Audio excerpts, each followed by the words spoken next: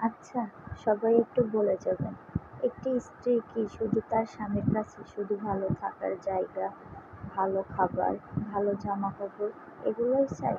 শুধু কি এগুলো দিলেই স্বামীর দায়িত্ব পালন হয়ে যায়? না, কখনোই না।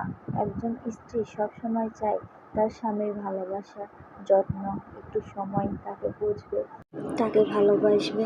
কিন্তু কয়টা পুরুষ এটা বোঝে?